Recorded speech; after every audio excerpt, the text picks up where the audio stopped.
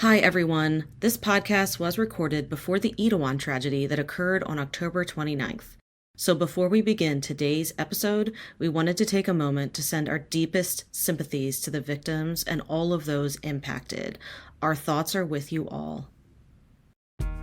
Annyeonghaseyo! Welcome to Afternoona Delight, where Leah, Megan, and Amy, romance novelists and your K-romance guides. So grab some dekboki and listen to your new favorite unnies. Hey, Megan. Hey, Leah. So as you can tell, we do not have we don't have our leader again. So tonight, Amy has the night off, and it is going to be Megan and I holding down the Afternoona fort. Mm-hmm. We can handle it. Yeah. I mean, last time we were left to our own devices, I think our recording was like 2 hours long. Well, we're going to be efficient tonight. Yes, we will be. And Amy's going to be very proud of us. And Amy should be proud also because, look, at this point, you are the weak link in this group because I got back on Supernatural. So I am out of the Book of Shame. Oh, and no! I am back on Supernatural. Okay. And on the leaderboard. And so I am no longer going to be getting the wag of the finger from our leader. Okay. For anyone who is listening, we, if you know, you know. If you don't, we as a podcast exercise using Oculus. We are not sponsored by Oculus, but we use it and we work out to an app called Supernatural. And we were all doing it. I was the last to join, but there was a solid 9 months in. And then summer hit and a lot of travel happened, a lot of things happened. And so Megan and I bounced out and we've been getting a lot of shame from from Amy. Kind shame with good intentions. Yes. I mean, we asked for the shame, actually. Very true. Yeah. And so I set a date, actually. So what I did, Megan, was I made a family fitness challenge for my extended family because we did this last year to a lot of success. Yeah, I remember that. And so we started it in November. This year we started October 15th. And you have to move your body for 30 minutes a day. And whoever moves it the most, we had a pot and you got the pot. This year I said, let's just make it so that you set something you really want. And then if you make it, then you buy the thing you really want. Yeah, great idea. And I really want the Permission to Dance sweatsuit from BTS. So I'm going to buy that on December 31st after I've exercised every day. That sounds amazing. All right. I know. I need to get back into it. I will say I have been walking.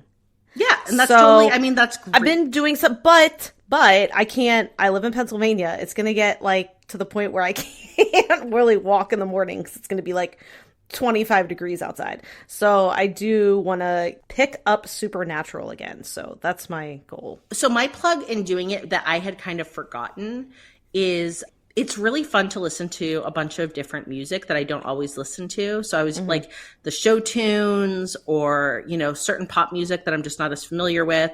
And so that was one nice thing in starting this week was oh yeah, I have been listening to a lot more music lately in general for the last year and a half. But it's always just nice to have some dedicated time to commit to listening to songs I wouldn't always be picking. That's very true. I did ask on Patreon what people are listening to now, and I got some good answers. Any trends? A lot of K music. It wasn't all K-pop. So, but it was a lot of that, I would say. Just because it's a K-drama group. Fair. So this weekend we both had some fan experiences. Yeah. So we want to share a little bit about, I got to live a little vicariously through you on Instagram. So what were you up to this weekend as a fan? Yeah, so this was actually really fun with my family. So my husband and my 2 kids and my in-laws, we went to the Premier League Fan Fest, which was held in Philadelphia. So the Premier League is basically an English soccer league. Of course, they call it football over there. And we're huge fans. So my husband and I root for Tottenham. When we were in England a couple years ago, we toured the stadium. So yeah, we're big fans, and they have essentially, it's like a fan appreciation event at different cities in the U.S. every year. So it's been in L.A., and it was supposed to be in Philly a couple years, in 2020, I think, but because of the pandemic, It was put on hold. So yeah, it's kind of a way to appreciate, I would say, like the American fans who are watching the Premier League, spending money on Premier League, things like that. So we had tons of fun. It was, like I said, a lot of like free things. Like, so there were like free scarves, there was like free airbrush tattoos, and then you could just like watch the games on the big screen. And obviously it was really fun, but it was early as hell. Basically, we got to the Independence Hall in Philly at 6 a.m. Oh my God. Because so it wasn't so that you could watch games live? Yeah, and you have to remember the games in England England's, 5 hours ahead of us or whatever. And so the first games start at 7:30 usually on a Saturday. So yeah, so the gates open at 6 a.m. and there were people who were lining up the night before, and we got there at like a little bit before 6, and clearly those people had been drunk the entire time, like standing in line. And it was hilarious because they were very, very excited. And it just felt like it was a good like atmosphere. We had, a really fun time. I'll be mentioning later in this podcast, Son Heung-min. He is a star forward for Tottenham, and he is South Korean. He's probably one of the most famous South Korean athletes, and so that was fun. And we just had a really good time. So yeah, it was a big fan day for me, but I was also really tired. Yeah, so this is the thing, is that being a fan, sometimes you have to sacrifice sleep. I too gave up sleep this weekend. So we had in the BTS fandom, it was the Busan concert, right, which is a free concert for, I think in person, it ended up being about 50,000 ARMY. And then they showed it live. And I had kind of gathered forces with co-hosts from our new sister pod, Afternoona Army, that I'm on, and invited Amy in because, I'm trying to bring her over to Army. And I mean, she's into it. She is. She's into it in a more healthy way than me, but that's okay. That was always to be expected. That was always to be expected. Yeah. But she's into it. And, Jin's her bias. I love it. I appreciate that journey for her. So anyway, it was 2 a.m. and you watch it on Weverse, which is, a platform. And Weverse has notoriously shit the bed anytime it ever matters. And this time there was a lot of like, no, trust us, sign up. This is how you're going to do it. It's going to be good. And I don't want to say that like I personally jinxed it, but I was like, I feel like we should watch this together on Zoom, because when Weverse shits the bed, I don't want to be alone. Aww, so right. The concert starts. It's amazing. Mike drops the first song. It's a really fun, like, energetic song. They all look fucking good. Then we get Run BTS, the choreo to Run BTS, which is like, this is one of their new songs. I know you know it. Yes, and I loved it. Yeah. So I did watch clips. It was and great. It was fantastic. Yeah. Run BTS ends, and Weverse just fucking shits itself. There was like 50 million people watch. I think it got to 49.8 million, and Weverse just completely lost it. And so it like black wheeled of death, and we became crazy people. So then we jumped to like Naver. Naver was going for a little bit, that I guess there was a fire at Naver. And so I thought Naver just shit the bed. Apparently Naver did not shit the bed, but it caught on fire. So Naver was out. And you will appreciate this, Megan. I talked about it a little bit in our Busan like hot take podcast, but we ended up somehow in Twitch, because somehow Twitch was showing it. But I ended up in a thing where a dude who looked like Duck Dynasty was like running his Twitch, showing the show, but he was like talking very loudly the whole time. And there's like stuff, because I don't really know the Twitch world, where you get like money, like, or what is it, like credits? There's like things you can like send them gifts, donations. Yeah, he's like getting shit. So he keeps being like, Ethan, this is wild. 100 like whatever things you've been giving. This is like fucking great. Blah, blah. Meanwhile, the concert's showing and this Duck Dynasty guy's going. And I just write him and I'm like, sir, I will pay you to just shut up. Like, what do we need to do? Let me tell you how much that did not. I mean, I was a little nicer than that, but not really. And let me tell you how much that did not go down. So then he's like, who the fuck is doing this? Like, who do you think you are? This is my space, my time. And I was like, God damn it. Like, here I am with like I like BTS because I feel like they're like this repudiation of toxic masculinity. And here I am getting like abused by this like fur face, like it was like, oh my God. So we ended up like finally finding a link, like maybe, for like the last half of the show. And now Weverse is like, hey, we're going to show it all again this Saturday. And I'm like, God damn. So any hoodle, it was Thanks amazing. for nothing, Weverse. Yeah, we were up until I felt like I was up till 6 that morning because once it finished, I was just like spiraled out, Right. And I am really glad that I watched it.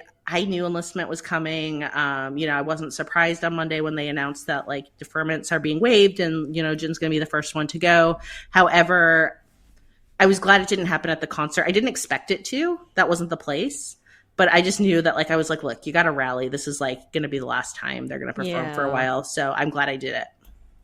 Well, I just speaking of rallying, we got to this fan event at 6 a.m. and it was like 9 o'clock and I was already like flagging. Okay. And the first game, the first game was at 7:30, but like that, like I was like I was so tired, barely coherent. My daughter was like sleeping on a bench. I was like, this is a disaster.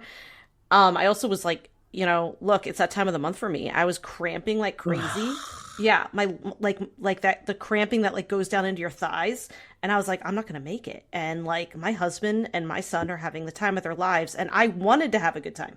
So I started drinking at 10:15.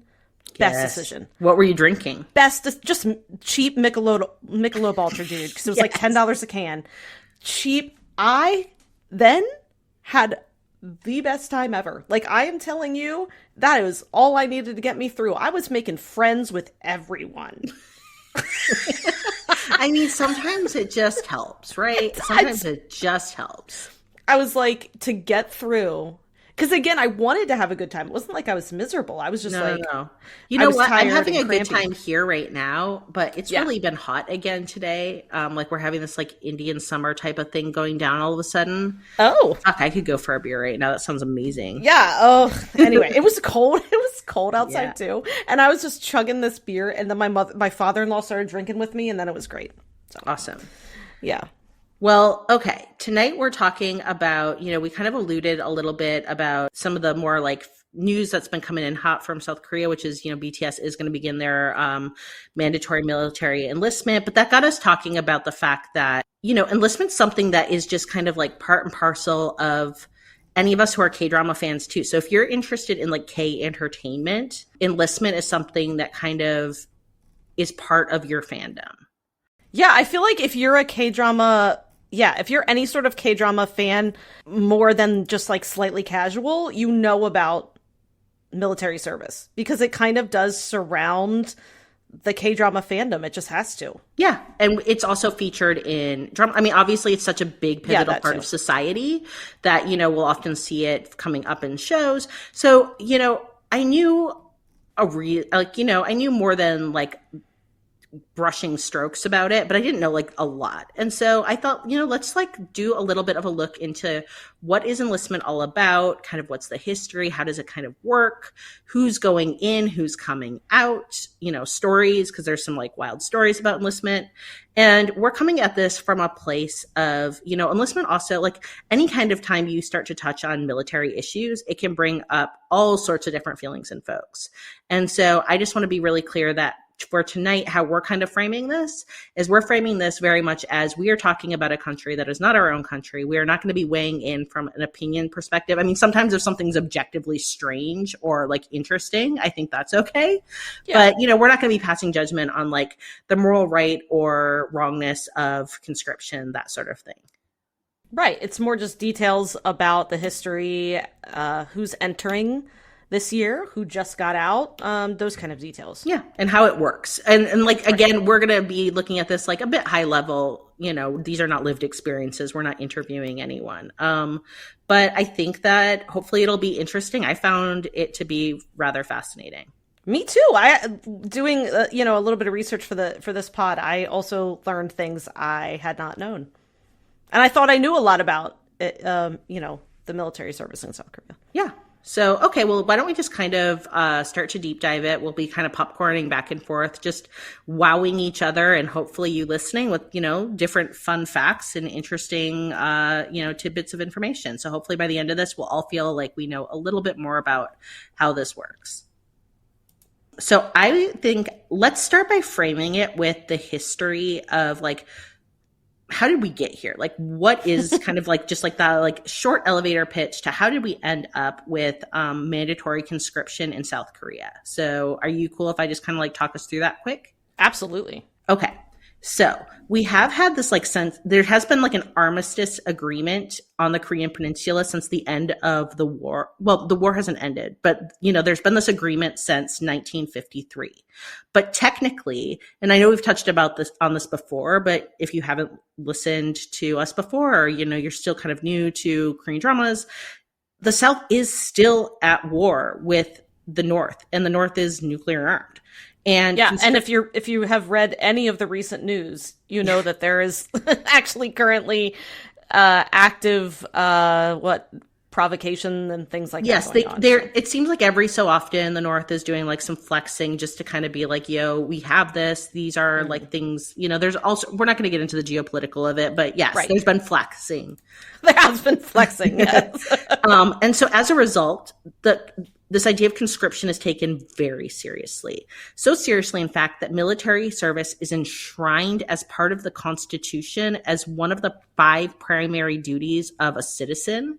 And this goes alongside the payment of taxes, having gainful employment, educating one's children, and also protecting the environment, which actually I thought was like gave me some warm and fuzzies. I'm like, protecting the environment is seen as a enshrined constitutional I love thing. that. I love it too, but also then this makes me have so many questions about why I'm seeing single-use plastic bottles and single-use plastic bags in so many dramas. But then they sort through all their trash. Like you see them always sorting through their trash. Good. Yeah. So that's that's gonna be, I think that's a whole other dive. Yeah. So the government keeps a public database of evaders, and we're going to get into the idea of like, could you be a conscientious objector? And look, this would subject you to intense scrutiny. You're not going to get off the hook fully, and they're even going to check out things like, oh, you're saying you're a conscientious objector. Well, have you ever played violent video games? So like, the stones will be turned to like check out, your real objector status. And then for anyone else wondering about like, well, what about like the women involved in this? After the Korean War, after armistice, when there was this Military Service Act, they deemed only men could be subject to conscription because women's physical abilities were not deemed suitable for the military. Obviously, this has changed to the point that women can enlist in the military. However, women are not part of the mandatory conscription. So there are some exemptions to service. First of all, those with health issues can serve through non-active duty, and some with very severe health issues can even be exempt from service. I think we can all recall the opening scene of I Am Not a Robot, just to draw it back to K-dramas. So if you're unable to touch humans without going into anaphylactic shock, you can be exempted. You could be exempt from service altogether. And exemptions can also be granted to those with what they call, exceptional skills. By the way, all this is cited from 90 Day Korean. So, for example, some violinists, pianists, and ballet performers can get exemptions from duty. Also, athletes who have won medals in the Olympics or specifically a gold medal in the Asian Games are exempted from active duty. So in the opening, I mentioned Sung Hyun Min, who I'm a big fan of. He plays for the Tottenham Hotspurs. He received an exemption from active duty in 2018 after South Korea won gold in the Asian Games. But if that's the case, these individuals will instead complete the 4 weeks of basic military training. Then they can, continue their careers as long as they do so for 42 months. Once this period has finished, they'll attend a few days of military training every year for the next 6 years, but that's really the extent. I know Sun Heung-min served that brief time during the pandemic when the Premier League was put on hold. And then there's, as we mentioned earlier, there's objection to military service. For any reason is not allowed and will lead to jail time. Dual citizens must also choose one citizenship by their 18th birthday and will not have to complete their military service if they revoke their Korean citizenship. But from that moment, they will be regarded fully as foreigners by the Korean government. So many Koreans living abroad choose to keep their citizenship and return to Korea at some point in their 20s to complete their military service. So should we talk a little bit about, the types of enlistment that people can do and a bit of just like how it practically works? Yeah. Okay.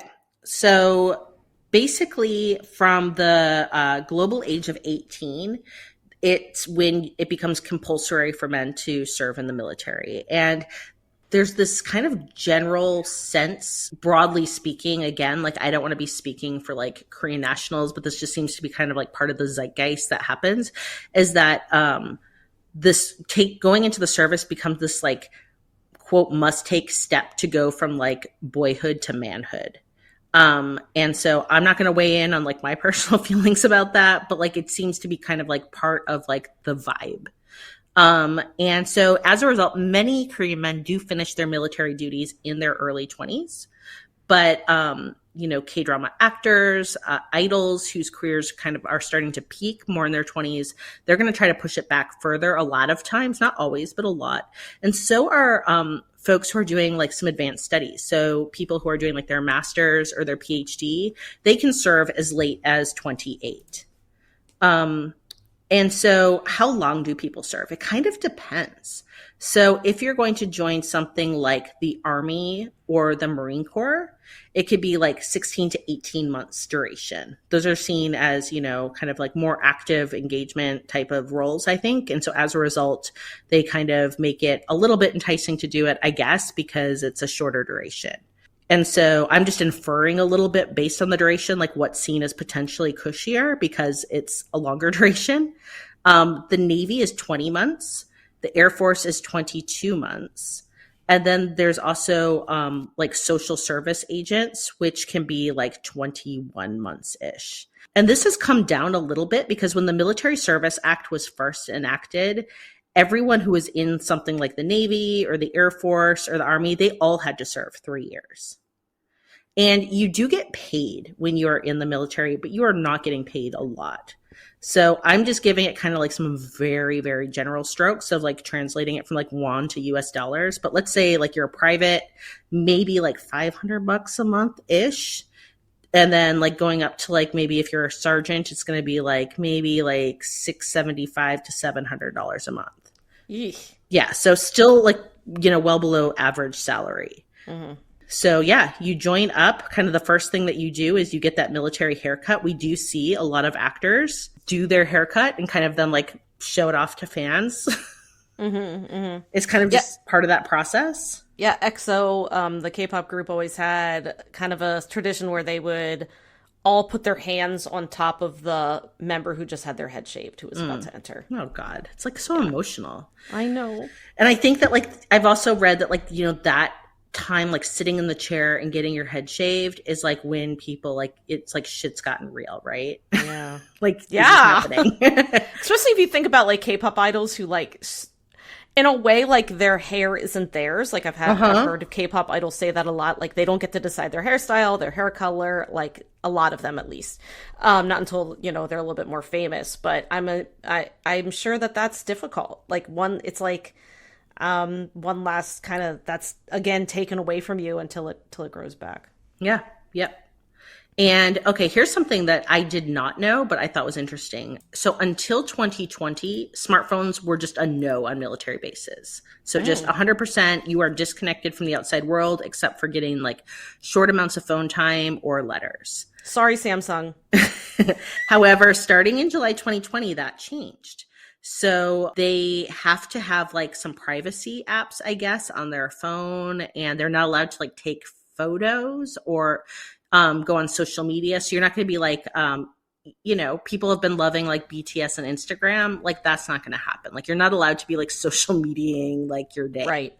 However, you can use it between the hours of 6 and 10 during weekdays and from 7 to 10 on holidays and weekends to talk with family, with, you know, significant others, with friends. You know, you can read the news, you can watch Netflix, you can take online classes, you can, you know, if you're famous, read all the shit people are saying about you while you're gone, if they still like do.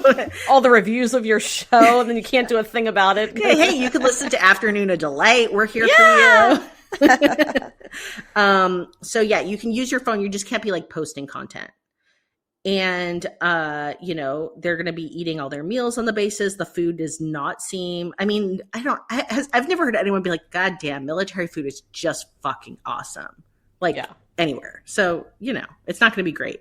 They do have canteens where you can get like noodles and whatever. Mm-hmm. Military culture. I'm not going to speak a lot to military culture, but what we've seen depicted sometimes in K-drama, it can be rough. Mm-hmm. And so, you know, I think that it probably just depends on a whole bunch of factors on how that's going to go for you. It does seem like over time there has been a sense of moving beyond like beatings and assaults being seen as part of the culture to like, you know, we need to move with the times. So yeah, I think that, you know, they're going to go to basic training and then they're going to get placed into to different areas. And we're going to be talking a little bit later about where like some folks have gone, because it's kind of interesting to see, you know, like some people are going into the military band. Some people are, you know, like Jung Hae-in, he was a driver. So like, I don't know, like Aww. Let him drive you around the base. Or, you know, we had like Choi Si-won, he was auxiliary police. So there's all sorts of different things that, you know, guys are getting up to. And so it's kind of interesting to see like what folks are doing. Mm-hmm. And then you do get some time off as well.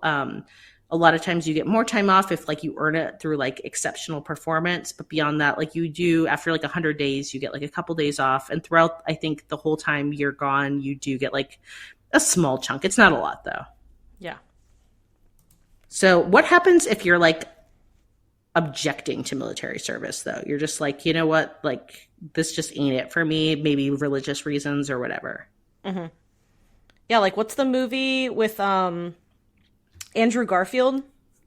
I have no idea. Hacksaw Ridge. So he's like a conscientious, am I saying that word right? Yeah, conscientious. Conscientious objector during World War II. Basically, he refused to bear arms on religious grounds. And so his unit was like, oh my God, this guy's going to be useless. But he ended up like saving like, I mean, I don't know all the details, but he saved so many people. He just, a lot of them based on a true story, or is based on a true story. His name was Private Officer Desmond T. Doss, and it's played by Andrew Garfield. It's a 2016 movie. Okay, so he was like a medic. Yeah, he was like a medic, but he like would go onto battlefields and carry off wounded soldiers. And, you know, the scenes in the movie are really dramatic because his unit obviously came to respect him, and they almost thought he was like untouchable. He always had his like Bible with him. They even like went and found his Bible on the battlefields and stuff. Anyway, it's interesting. Okay, well, in Korea, up until 2020, if you were a moral objector, like a pacifist, or had religious objections to service, you were going to go to jail. Yeah, that's what I saw. I was like, you're going to jail. But in like kind of summer 2020, there was a shift. And so instead of doing kind of like the roughly 2 years of military service, there is this kind of new alternative service, which is working for 3 years in prisons or detention centers. Okay. And so, yeah, I don't know. I will say that Amnesty International has expressed some concerns and are on the record of saying 36 months, basically, and this is coming from Amnesty International, saying 36 months makes South Korea's alternative service the longest in the world, and that they would refer to it as alternative punishment. But yeah, I think that there's certain, like, I know like Quakers, Jehovah Witness, like there's some religions that just, it's just not, you're not able to serve. Right. And then just quickly before we talk about some controversies, because I think controversies are always interesting, there is this thing called the BTS law, and you see this get thrown around sometimes in the media. And this is, I think, interesting for especially K-pop entertainers, because in 2020 also, the South Korean National Assembly passed this thing that it's not officially called the BTS law, but it's like known as the BTS law. And it allows K-pop entertainers to postpone service until the age of 30 if they get a recommendation from the culture minister.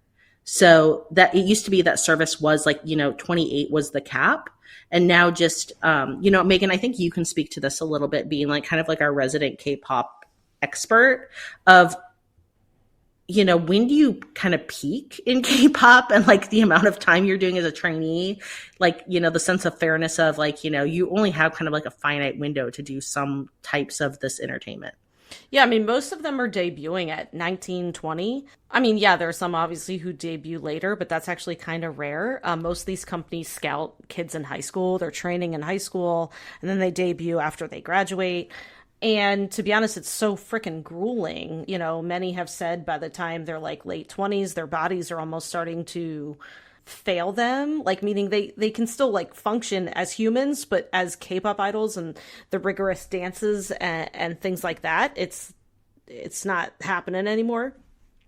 So, they don't serve early because that's like when they are kicking off their careers. That's when their bodies are young enough to like, I guess, withstand like the punishment of dancing and everything like that.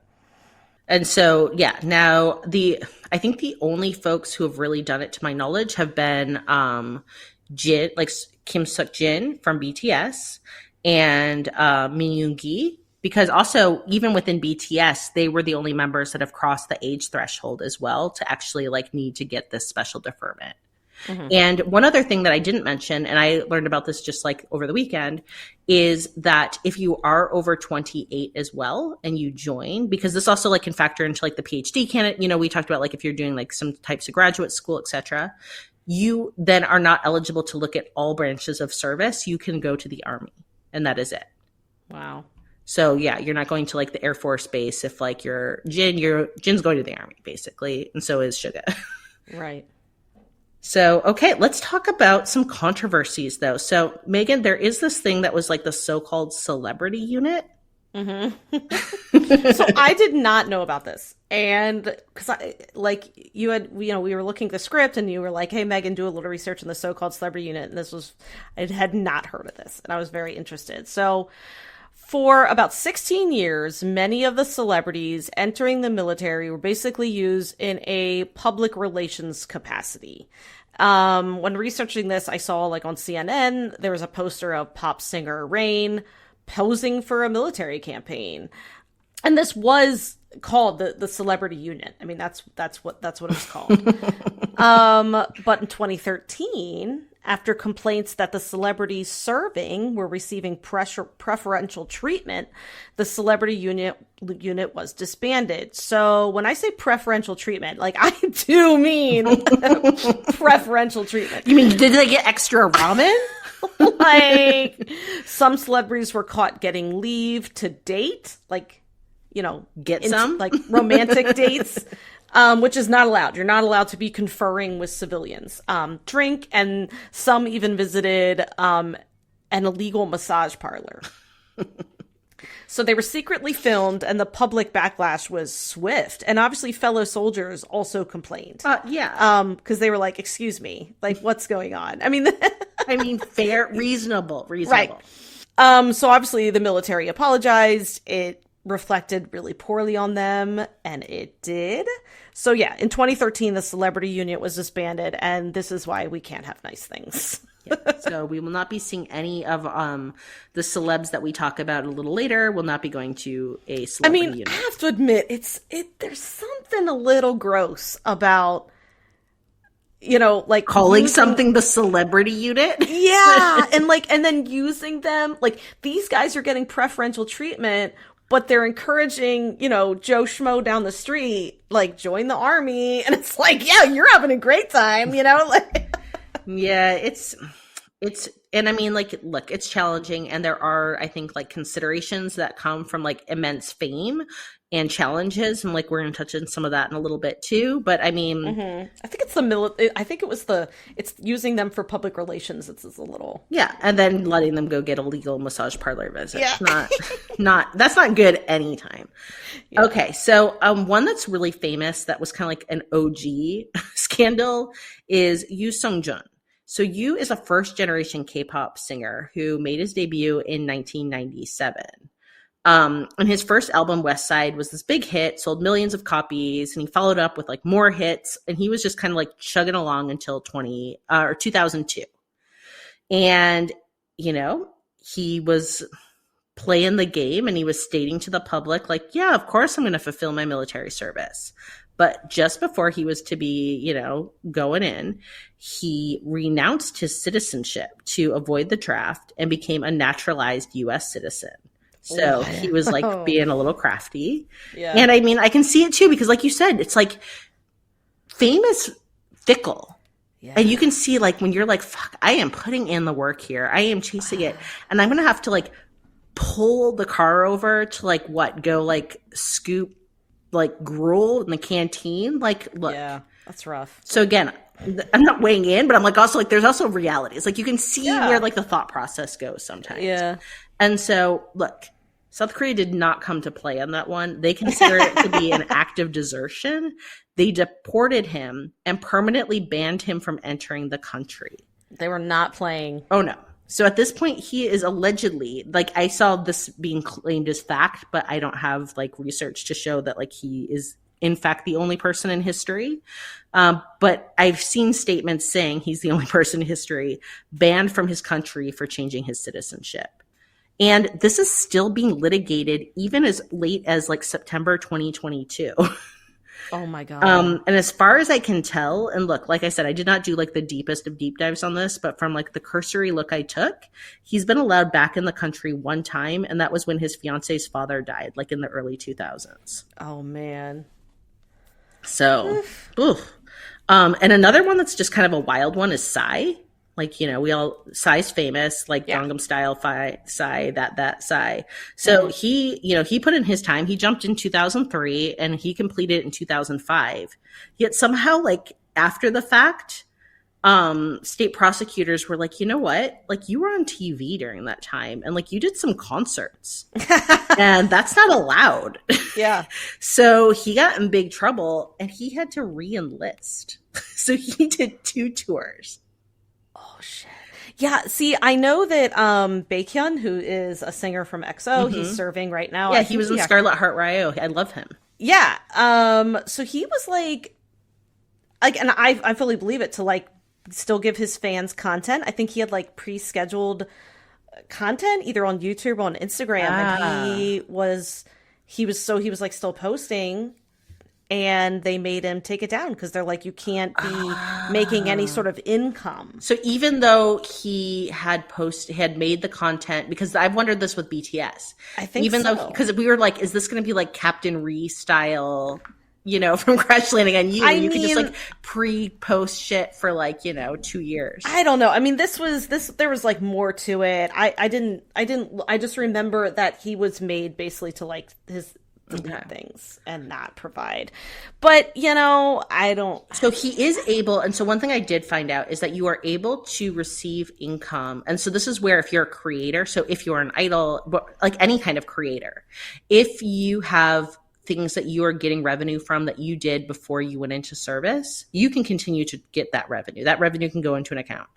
But you can't be creating at all while you're in service. Okay. Yeah. So like royalties for songs, you know, like Jin's going in on like the back of an album, like he's going to get all that money on the album. But like he can't drop something like, you know, halfway through. Right. So, all right, well, who is going in or has gone into the military in 2022? Because there is quite a lineup of my gosh. You know, folks. Okay. Yes. So first of all, we have Nam Joo Hyuk. You know him from Startup, 2521, a lot of other things. Then we have Kang Tae-oh. He, I think, just went in. Just after becoming like Korea's dark, like, you know, like I feel like Right. he really blew up in the West. I feel like this happened to so many. Yes. Because I will say also Park So-ham. He just released Semantic Error. It went crazy popular and viral, and then he's like, bye, and like enlisted. So I feel like he didn't get to like really bask in the afterglow. I feel bad. But anyway, yeah, so Kang Tae-ho, you know, he was in Run On, very popular, but then he was in Extraordinary Attorney Woo. Everyone loved him, and he's like, I gotta go enlist and shave my head, so see you guys later. Then we also have Jin Young from yeah, I know, from GOT7, and he was also in Yumi Cells season 2. Love him. Yeah. Well, he was in season 1 too. And then we have two singers from EXO that are heading, I think, the end of this year. We have Sihyun and Kai. Sihyun is the maknae of the group, so he will be the last one. A lot of them are out. Baekhyun's currently serving. Chanyeol. Yeah, EXO's kind of old. Yeah, I mean, like K-pop. No, they are. Not well, for that's the world. what I'm saying. It's like, it's kind of crazy. And you even see, like, you see Super Junior still performing, you know, Choi Si-yeon. They cannot necessarily do all the moves that they did when they were like 20-year-old Super Junior. It's just not like, They don't have to, though. I feel like that's the thing too, is like, they don't. I mean, they still sing like canaries. Oh my God, yeah. Okay, and then we have Kim Min-kyu, who was our second male lead in Business Proposal. Do love him. Yeah, loved him. He's heading in. Then, so sad, Na Eun-woo, our sad cousin from Mr. Queen, is heading in. We also have Kang Sung-yoon. He's the singer from Winner, and he was in Prison Playbook and Tomorrow. If you listen to our Tomorrow podcast, Amy and I talk about him because we loved him in Tomorrow. And then we have Kim Seok-jin from BTS. So, I mean, yeah, it's a crop. And you know what this also kind of tells me? We like young guys. I know. I was like, shit. Like, shit.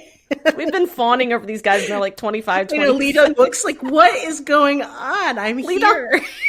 Oh, Lee Dong-wook will never desert you. Ever. I know. I'm like, okay. I miss him. I needed him in something soon. I need him in something soon. I'm like, Gung-yu, come on. Like, we need some, like, you know, you got to give me your, like, 40s oppa. Oh, God. Yeah, I forgot Gung-yu is my oppa. Like, this thing, like, Ji Chang-wook is older, but he doesn't look older. Yeah. And it's like driving me crazy. I'm like, when, you know, although I did see he like posted some sort of still on his Instagram from his next role. And I think it's an action role. And I'm like full on action. And I am so excited. And, you know, Park Seo-joon, he actually bucked trends and he did enlist pretty early. He did. So actually, yeah, he enlisted before he became famous, basically. Yep. And so did Yu Sung-ho, who we love from I Am Not a Robot. He also enlisted early, and because in real life he's not allergic to people. In real life, yes. Okay, well, look, this is part of like the problem of having lowered our floor. Yeah. So let's look on the bright side. Yeah. It's time to welcome a few guys back, too. So who are some favorites on the pod who are getting out of the military in 2022 or have got, like, they've either gotten out or they will be soon? Right. So Pak Bo-gum, our favorite tech from Reply 1988. Right? 1988? Yeah. I said 1980 or 1989. You found some interesting things. Like he was up to some things I did not. I knew he was in the band, but I didn't know about the rest of this. So he was discharged in May 2022. So he served as part of the Navy's military band as a cultural promotion officer. He hosted multiple events as part of the Navy's military band, like the 2020 Republic of Korea Navy Patriotic Concert and a bunch of other ceremonies. Good. That was a great one. Yeah. Like, I know. Thanks. I loved it. I cheered so hard. Yeah, I actually really love. There's a clip of Key from Shiny and a member from B2B, and now I can't remember his name, so I'm sorry. But there is a clip of them just going hard. Good.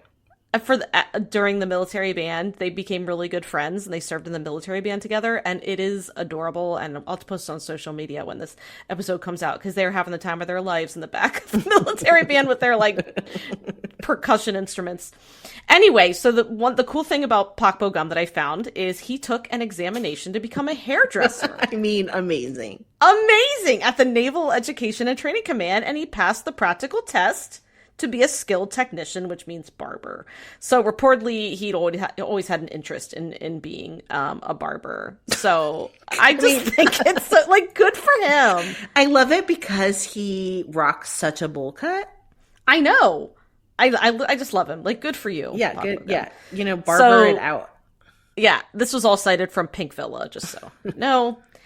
And then we have our lovely Itaewon, which I do need to say that his post-military glow-up was insane. Like, we spent a lot of time celebrating him. I can't tell you how much I love him. Like, I didn't like Tempted, the drama, really, because it was just too dramatic and he cried a lot, but he's still beautiful in it, and I was obsessed with him.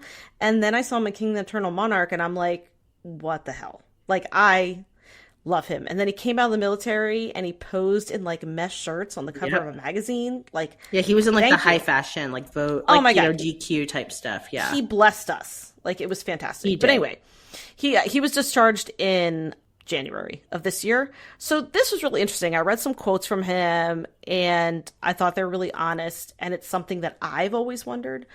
So he said, I feel like I've put, and again, this is translated, so bear with me, but I feel like I've put down the burden I've had for 10 years. Every day before entering the military, I would think about whether to join the army a year later or 2 years later.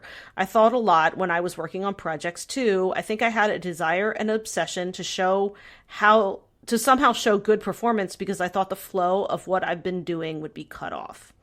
Now that I can continue my life, values, my career as an actor, and more without stopping, I feel relaxed, and I also realize the importance of being able to work.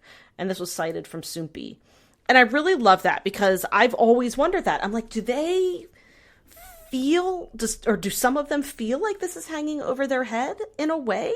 And sometimes I wonder I've always kind of wondered that when it came to some of the K-pop idols, like, do they work so hard so early because they know there's going to be this like break? Do you know what I mean? Mm-hmm.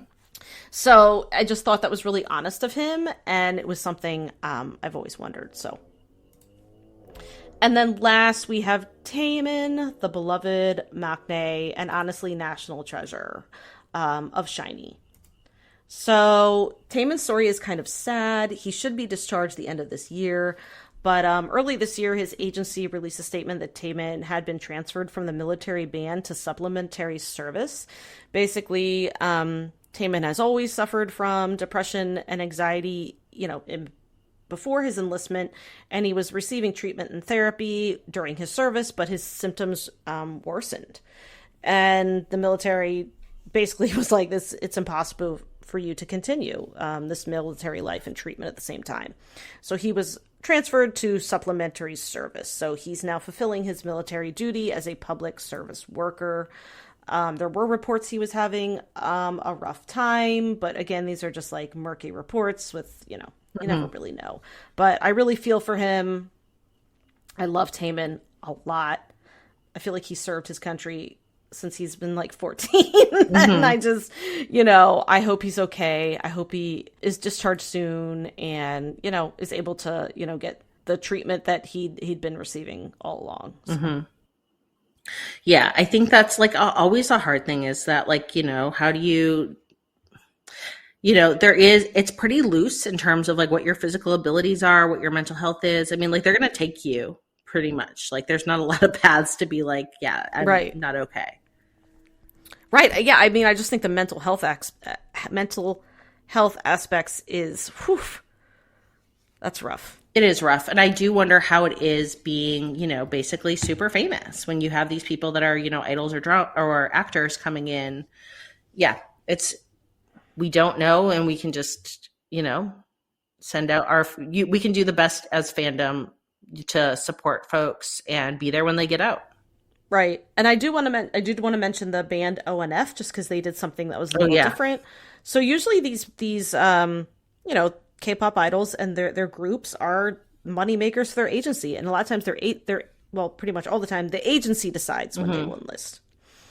And they stagger them because it's funny because you often see when Enlistment starts for members of the group, that's when other members start getting their solo albums. I mean, that's just like the way it is.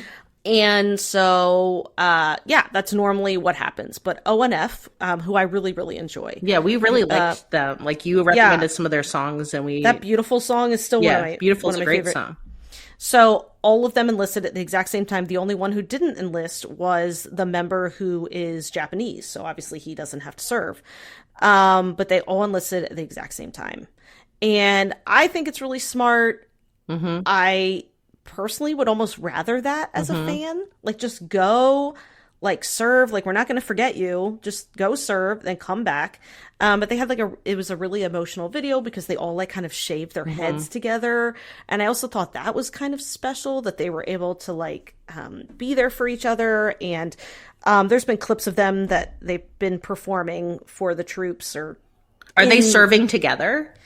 I don't know, but I've seen them performing together. Okay. Like, I actually just saw a clip of 2 ONF members like performing together on, like, you know, in their uniforms on the stage. They were like dancing to some girl group song. It was really cute, and they were all smiles and stuff. But so I like that. I can't wait till they get out to continue to support them. So maybe just to close it off, we could just go through a rundown of, you know, some dramas that we've seen that feature either the military or the subject of enlistment. Yeah. So I think one that's like pretty notorious, and look, it got a lot of awards and a lot of good buzz in Korea itself, but it is brutal. And I don't know, have you seen it? It's DP. No, and I want to. It's all, like, I absolutely will soon, because I know you said it was really good. Yeah, it's good. It's like just hard. And so basically the premise is, you know, Jung Hae-in is like the star, but he's assigned to the unit that is to find deserters. And people desert for all sorts of reasons. And he is exposed to folks who like maybe got like more of the gold spoon treatment and like never enlisted in the first place, to people that like really were like going through it mental health wise or bullying, like just weren't successful in the environment. So it's difficult, definitely. But it's a compelling drama, and it's quite short too. I feel like it's only 8 episodes. I thought you said it was. Yeah, it was That's fast. why I want to watch it. Crash Landing, of course, although, you know, really it's focusing more on the North Korea side, but obviously, like, you know, we see the DMZ, we see some of the military aspects. Descendants of the Sun, and these are enlisted troops who chose to enlist. So you can also do that too. Like, there's certainly the avenue like that we would know of, like, folks becoming career soldiers. And so Descendants of the Sun is kind of focusing more on like the career soldier as opposed to the conscripted, like, you know, member of the public. So a different experience. And this one's also interesting because it also features women in the service, and they're badass. So it's cool. Reply 1988, we see a little bit of chosen service as well. Like, one of the members chooses to go into the service. And then you've got a couple. Yeah. Well, first I'll mention Midnight Runners, which is a movie, but that features Kang Han-nul and Park Seo-joon. Police, but kind of adjacent, I guess. I'm sorry, you're right. That is police. What am I thinking? But I don't know. Actually, something I don't know, and this is a good question, is if you enroll in the police, did you have to do your conscription and then you do a second round as police? If you're career police, I don't know. So that's actually, if anyone knows the answer to that, let us know at Afternoona Delight podcast@gmail.com. What was I think? I think I was just so thinking about the when they shaved the head, yeah. Yeah, so I was like, oh, it's, you know, oh, you're right. And it did seem like they were young, and so it kind of fit. So yeah, I don't know if you decide to become like a lifer police officer, if that is like another path. Yeah. So we mentioned I'm Not a Robot, which is not it's not a military drama in any way, but the very first scene is that he is telling military doctors that he needs an exemption to enlist, even though he wants to enlist. He wants to serve his country. There's a lot of shame involved, but he can't because he's allergic to human touch. And I know that sounds crazy, but I don't care. If you haven't seen that drama, I don't know why you're still listening. Go watch it. Turn it off now and go watch I'm Not a Robot. It's on Viki, and it'll change your life. Well, maybe not, but I loved it. Anyway. We loved it. The podcast is a big fan. Yeah. So I would say related to DP, I watched Military Prosecutor Doberman. And, I mean, right there in the title. They're military prosecutors, but similar to DP, they talk a lot about like bullying in the military. It's obviously extremely military focused, and it stars An Bo-hyun, and he's fantastic. I did like the drama. It wasn't necessarily like deep. I wasn't like very emotionally attached, but there were really fun action scenes. Again, An Bo-hyun is like snarky red flag hero to green flag hero, and it's a good watch. Yep. I can't think of any more right now I couldn't that I've either, seen. but if anyone has some faves, let us know. Again, Afternoona Delight podcast at gmail.com, or you can message us on Instagram at Afternoona Delight, and we'll share that out to folks as well. And here's the thing is that, like, I think just to close it out, in romance, because we're romance writers as well, military heroes are kind of one of the main like character tropes that seem to like always just be perennial alongside, I'd say, like dukes, cowboys, like there's usually like military heroes floating around as kind of like, I just don't feel like they go out of big fashion. No, they don't. And, I mean, I think, again, some folks have more complicated feelings about the military. Some certainly do not. But at the end of the day, I think everyone agrees that, like, look, I'm going to be very, what's the word I'm looking for? Shallow. So I'm going to be as shallow as a kiddie swimming pool here. But in Descendants of the Sun, we see the men running every morning. And the women who are like doctors at like the like base they're at call them the doves, and they all line up at the fence every morning to watch them run. And like it's relatable. Yeah. Look, I think for romance books, we love a man in uniform, and we love a capable man, and I think and a man who we can feel safe with. And in romance books, we like to put that man, in a military uniform and have him be an alpha with cheesy crackers in his fanny pack. Totally. And another thing is for romance writing, for folks who are like into that space, you'll often see that, there's always standalone books, but series are a big deal. And a lot of romance novels are series. And one way to have a connected series is to do something that's kind of called the Band of Brothers. Yeah, I was just going to say, Band of Brothers. You'll make it either like natural born brothers, or it's going to be like found family brothers, but like a very like common way to like set that up is to have it be like a military troop, like a troop. They're not the Girl Scouts, a unit. Well, I don't know. I mean, I write Band of Brothers, except they're aliens. They're alien warriors, so they're a type of soldier. Yeah, I think that.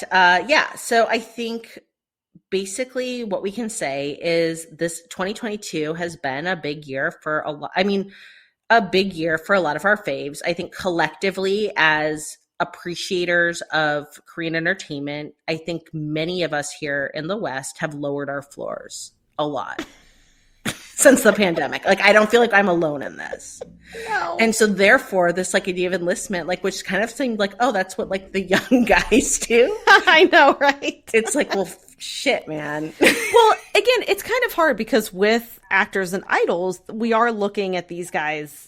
They do serve later, so it's not so bad. No, yeah, they're not like 18, God, but like I mean, we're moving them later, and but we've lowered our floor a bit. Like my floor is what, like 28 now, but 28's like, I mean, you gotta like that's like when it's like the cutoff to go in. So we're seeing a lot of these guys hit that now. So so this is a time to like I think look forward to the glow ups that are coming. To celebrate those who, are out and have done their time and you can enjoy without worry. Let's all pull a Itaewon. And when you get out of service, you need to pose in mesh shirts on the cover of magazines. Yeah, and I will buy all your magazines. I will. Like, I will support you till the cows come home. So, Kong Tae-oh, Kim Suk-jin, like, don't let us down. Yeah, don't let us down. Those shoulders are broad for a reason. You are holding up a lot of expectation. They better be covered in mesh in 2 years. And we are not going. I mean, like, this is the thing is sometimes I feel like there's the worry of like, where will the fandom go? I'm like, guys, I got shit to do. Like, I'm here. Like, I will still be doing the exact same thing in 2 years. we will be, don't worry. God allowing, we will still be podcasting and we will be celebrating you. Yeah, you don't worry. Don't worry, guys. Yeah. We'll be on like episode like 490th in the year of our Lord. Oh, God. Doing the reunion. I look forward. I want to do a time capsule and be like, let's celebrate the year that we got some of them back. Dude, I have edited episodes for this podcast. Like, I did Love and Leashes in a bathroom in Yosemite. Are you serious? I am dead serious. You are dedicated. Editing the podcast and getting it out in a bathroom in Yosemite, where I would have to hike to get Wi-Fi signals to like send it in. I'm like a wartime fucking like on top of a mountain with an like you got your daughter like your like little daughter Poppy holding the antenna. Yeah, I'm like, hold it. Mommy's got a hot spot in here at Yosemite Falls. So I mean, like, look, I don't know what it feels like when you're at home. I don't think it feels probably that professional. But like, I want to just normalize how much like sometimes I'm like, I am showing up by the skin of my teeth. I'm showing up, and so this is what yeah. But you know what? I'm going to be showing up. That should reassure, all the folks who are listening to this who are about to enter the military and really are like invested in like our journey of support. Like, we will, like, I don't see me going anywhere. This is like a real joy. So, Yeah. The highs and lows of fandom are, sometimes when we are forced to love a famous Korean, this is part of our world. And Lee Dong-wook, I'm looking at you, like, carry me through this like Lee nuclear Dong-wook, winter. now's your time to step up. Yeah, I'm ready. And I've seen him around a little bit. I see Gong Yu with his cat a lot. I'm annoyed at Gong Yu. I'm going to say, like, I'm annoyed. Yeah, we're a little mad after Silent Sea. Yeah. We're a little mad at you. Yeah, I'm mad at you over your movie. So was it Sobuk? Oh, Sobuk and Silent Sea. I'm pissed. I just want a Lee Dong-wook drama. Yeah, so Lee Dong-wook, this is like, I'm pivoting to you and I'm like reaching out my trembling hand saying, help me. Help me help you. Help me. I want to see a little tear running down your perfect face. I want to see your sassiness. I will watch you eat mint chocolate chip ice cream. I will watch you fucking be in dramas that make no sense. Yeah, I will watch you in Tale of the Nine-Tailed 2. I don't even care. Oh my God, we are getting Tale of the Nine-Tailed 2. Holy shit, are. I forgot. It's time for the Opas to shine. It is. It is. Oh, on Jew, I am ready to like be like, look. Otto Jew in his time. Otto Jew. Lee Joon-gi, like. Yeah, dude, where's he been? Yes. He has posted. I'm saying, like. Yeah. He posted on Instagram the other day. Yeah. I want my Get Opas. the fuck off Instagram and get on my shows. Yeah. Get on my fucking screen. Oh my God, I'm so sorry. We're sorry, guys. We love you. Yeah, we are sorry. And Kong Hanul, I could use another, just like, let's not do pirates. Let's not do you're going to jail with gambling. Like, let's do some rom-com. I really want to see that big mouth put to use. Oh my God, I'm so sorry. I want to see that Pez dispenser do something. That Pez dispenser. Oh my God, he's got the best mouth. Remember when you said that? That was so. It is. When it opens up, I feel like you can just like see his entire digestive tract, and I'm there for every last beautiful ring of his esophagus. See down his esophagus. Oh God. Okay. Well, on that note, Amy's gonna be like, "Wait, what happened? Where's the 80 button?" Amy's like, "End it now." Say Anya. All right. Well, thanks for listening, everyone. Annyeong. Until next time, annyeong. Kamsahamnida. Thank you for listening to Afternoona Delight. Where can you find us outside the pod? Head on over to afternoonadelight.com. That's AFTERNOONADELIGHT.com. You'll find links to all our social media, our book recs, K-pop and K-skincare recs, and if you want even more Afternoona Delight, because really who doesn't, you can join our Patreon, where you can choose the patron level that's right for you. join in daily K-drama conversations, listen to bonus podcast episodes just for patrons, and participate in our monthly live K-drama support group via Zoom. We can't wait for you to be a part of the community. Until next time, annyeong!